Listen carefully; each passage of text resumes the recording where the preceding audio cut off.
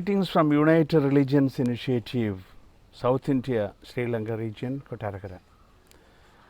Some viewers of my previous session on disaster management topic wanted to know more about me. Respecting to that, let me introduce myself. KG MATHAIKUTTY is my name. I am part of United Religions Initiative South India, Sri Lanka region office since 2018. In this capacity of its executive secretary and liaison officer. U.R.I is a global interfaith peace building organization working through voluntary cooperation circles spread in over 900 countries. After 35 years of my active regular service since 1976 under United Nations recognized social and humanitarian international non-government organization called the Lutheran World Federation, Department for World Service, headquartered in Geneva, Switzerland, as its advisor and departmental head for disaster management unit in India, Myanmar, Japan, Haiti and Philippines. Upholding my sense of social responsibility to my homeland, Kerala, I decided to retire from outside Kerala regular assignments after served as the Executive Secretary of Lutheran World Service India Trust headquartered at Calcutta during the years 2014-2015. I support the disaster management related activities of Malankara Orthodox Syrian Church Social and Humanitarian Action Moksha of my mother church, and while continuing awareness campaign program through U.R.I CC Cosmic Community Center situated at Calcutta, situated in Kottarakara, I found that there are gaps, especially in the context of increasing trend of intensity and frequency of disasters in Kerala. I am stationed at Kottarakara.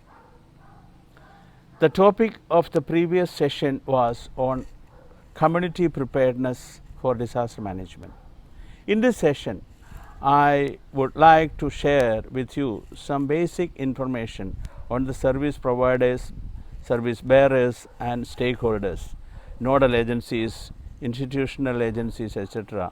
for the management of disaster of different types of disasters. At this juncture, I think it will be of interest to know little bit about the background of the formation of central government's high powered committee and National Disaster Management Authority and State Disaster Management Authority and the mechanism and the response mechanism system. Necessity is the mother of invention. It has been proved based on the past experience that after having faced with major incidents and or disasters, the nations in general and state in particular began to think about formulation of legislation and introduction of policy, activation of rules, etc. to effectively manage such situations through established system. During 90s, after several deliberations, the central government formed a high powered committee and the Prime Minister was the chairperson and Home Minister as vice chair. Subcommittees were formed for different categories of major hazards such as meteorological, hydrological, geological and human activity related. High powered committees were also formed to frame the policies. Members of these committees were from the respective departments of the concerned state governments and non-government organizations were selected based on their credibility. Being a credible and mainstream NGO operating in India since 1975, Government of Orissa nominated Lutheran World Service India and being their zonal chief, I had the privilege and opportunity to represent LWSI in the High Powered Committee for Hydrological Hazards during the second half of 1990s. During the second half, during this time, based on the recommendations of the High Powered Committee, National Disaster Management Authority was formed. The Orissa State Disaster Mitigation Authority OSDMA was set up in Orissa after the October 1999 Orissa super cyclone. This was followed the Gujarat State Disaster Management Authority GSDMA, which was set up in Gujarat after the 2001 Bhuj earthquake. Under the policy of the national and state disaster management authorities, the participation and recognition of NGOs and civil society organizations contributions were considered as valuable supplementary and complementary support to the government's efforts in the pre and post phases of disaster management cycle. In India, for the management of different disasters, there are nodal agencies under different ministries and departments. For flood response, flood related disasters, Central Water Committee under Ministry of Water Resources, cyclones, Indian Meteorological Directorate, earthquake, Indian Meteorological Directorate, epidemics, Ministry of Health and Family Welfare, chemical disasters, Ministry of Environment and Forests, industrial disasters, Ministry of Labor, rail accident related disasters, Ministry of Railway, fire accidents, Ministry of Civil Aviation, nuclear incidents, Department of Atomic Energy, mine disasters, Department of Mines. Institutional mechanism for disaster management at different administrative levels are central government, National Disaster Management Authority. It is an apex body with Prime Minister as chairperson. National Executive Committee chaired by Cabinet Secretary. Central ministries have one nodal officer.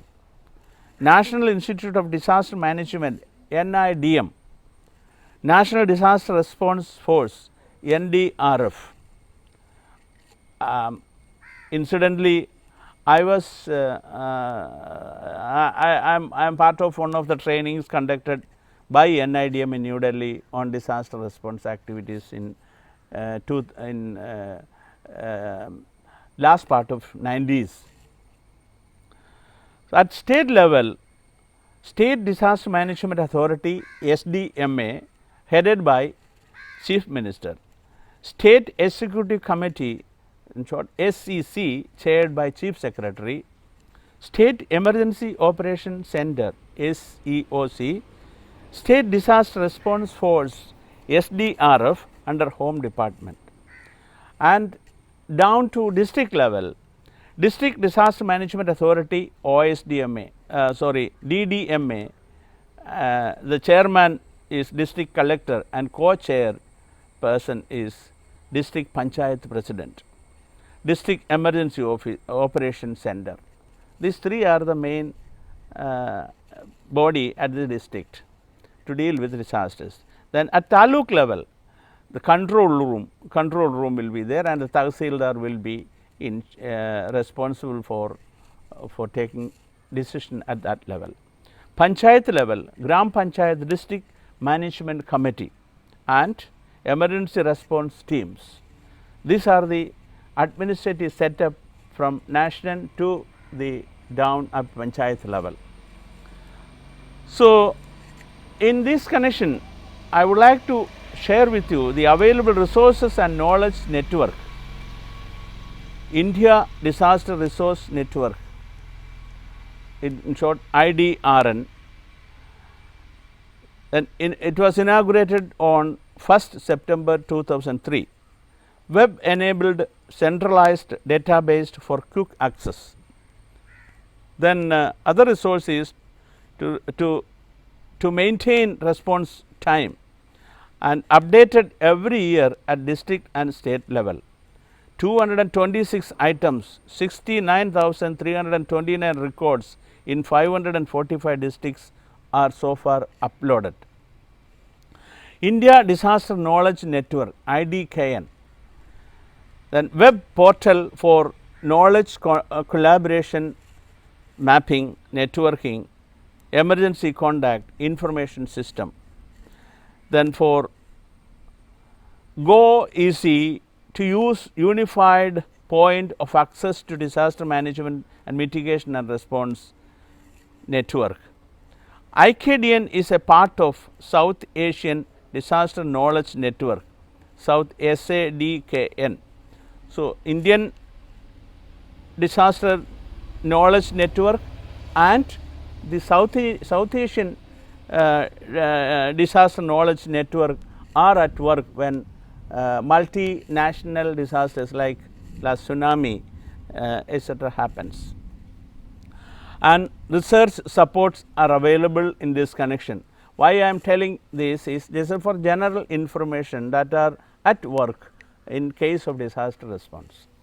Involvement of various universities and research institutes to carry out research to disaster management, and case studies and lessons learned exercise by NIDM, preparation of digital maps, preparation of upgraded hazard maps, development of GIS platform for vulnerability analysis and risk assessment.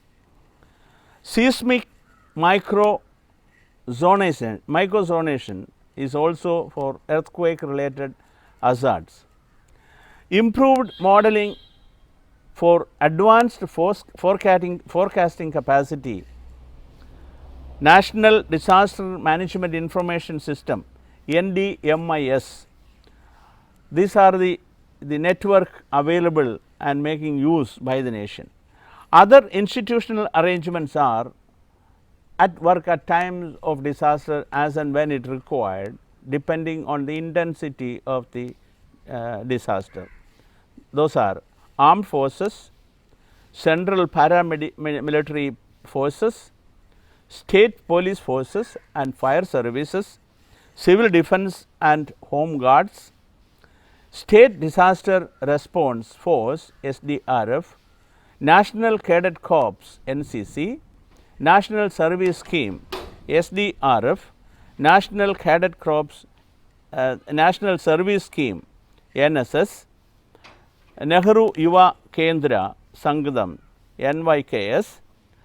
Then other stakeholders informations,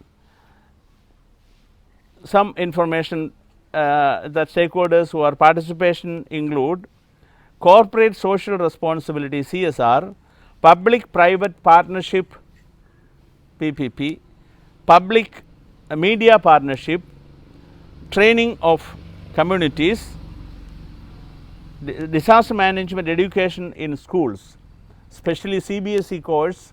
Disaster management education has been part of the syllabus, and how many schools are taking it seriously is yet to know, and this anyway it is an important.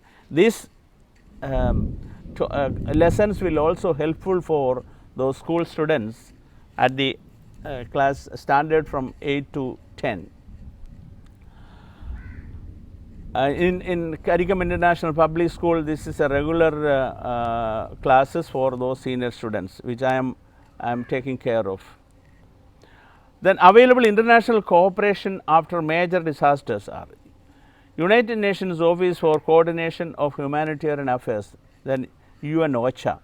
UN OCHA is the main agency in UN for networking, coordinating in case of disasters for all international disaster response.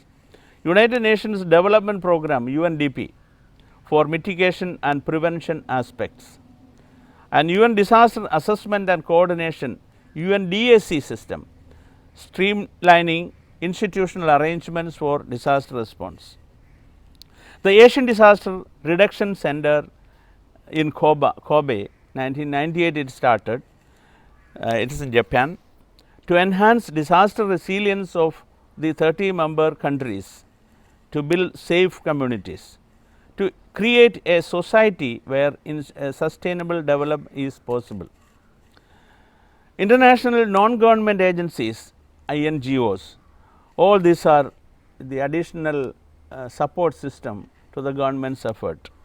Areas of concern are also to be noted at this juncture.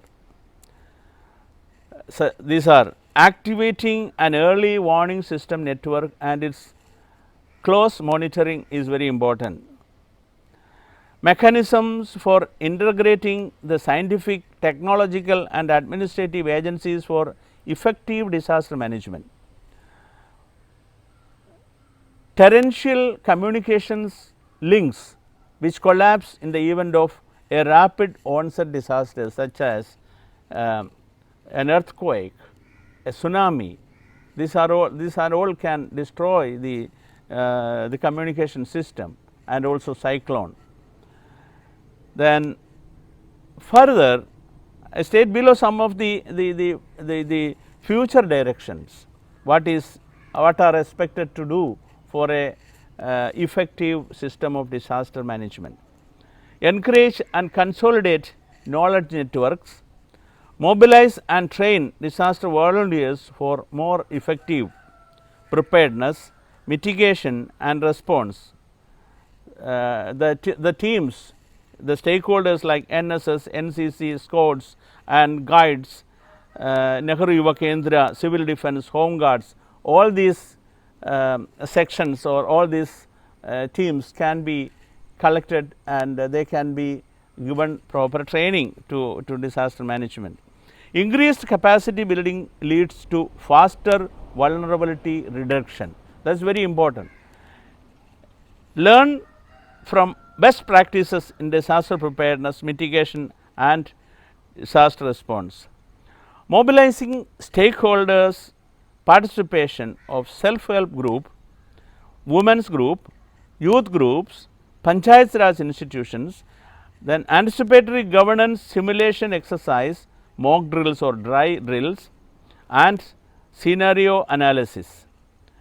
Indigenous knowledge systems and coping practices, living with risk community based disaster risk management system. Inclusive, participatory, gender sensitive, child friendly, eco friendly and disabled friendly disaster management. Technology driven but people owned. Knowledge management, documentation and dissemination of good practices. Strengthen all other levels of preparedness. Seamless PIME activities, that is planning, implementation, monitoring and evaluation. Top down and bottom up approach in this respect would be more effective and healthy. Enhanced sense of ownership, seamless performance of response services, early recovery, minimize the impact of hazards, more awareness in families through ripple effect. Ripple effect. One family and share their success stories with others and it goes and spread in a wider community level. So, effective established community based disaster management system and building back better resilient communities are possible through this community capacity building. Hazard versus disasters. I earlier mentioned about the certain contributory factors adding to the hazards. In most cases, the disasters will not occur, but the incidents will remain as hazard only. Natural and anthropogenic or human induced natural hazards are further categorized as meteorological, hydrological, geological etc. and anthropogenic hazards are human related activities. The hazards that are categorized under the natural are earthquake, tsunami, lightning, floods, cyclone, drought, avalanche, storm surge, strong wind, hurricane, forest fire, etc. Whereas accidents, chemical leakage, riots, stampedes, blasts, fire, epidemic, etc. are human induced hazards. Both natural and anthropogenic hazards are made to become disaster mainly induced or aggravated by the human activities. That is very clear. It can some people may argue that, and there are many reasons to establish that it is every disaster, every hazard to become disaster, there are human aspect in it, without which it may not be able to tend out to be, in most cases, tend out to be a disaster. Now, let us look at the alphabets of disaster composed of and see and the interpretation of action involved in. This is just for information and with a certain amount of perception. D, disaster word, D alphabet stands for detection. I, it is an incident command. In every disaster, these 8 components are important, that the first the alphabetic letters of disaster represents. Then S, safety and security, and A, assess hazards, S, support, T, triage and treatment, E, evacuation, and R, recovery. So, thus the disaster word consists of these actions. So, in all the above components, all the levels of disaster management respondents' involvement are essential depending on the intensity of the disaster. Since all the different micro level of preparedness is aimed at families and individuals, let us talk about the scope of individual and family preparedness. Among the different levels of preparedness, the primary level of preparedness is individual and family level, which are expected to strengthen all other levels of preparedness, top down and bottom up. Although the families and individuals are covered within the scope of the community preparedness, it is important for each family and individual to have their own preparedness as well. The valuables are to be protected, are to be kept. So, there is a separate session would be worth considering for that. Then family preparedness system, the advantages of creating awareness and establishing individual and family preparedness system, I just try to narrate, I just list out. So, if necessary in the future sessions it can be touched also. The advantages are strengthen all other levels of preparedness at bottom up preparedness, seamless PIME activities, top down and bottom up. PIME stands for planning, implementation, monitoring and evaluation.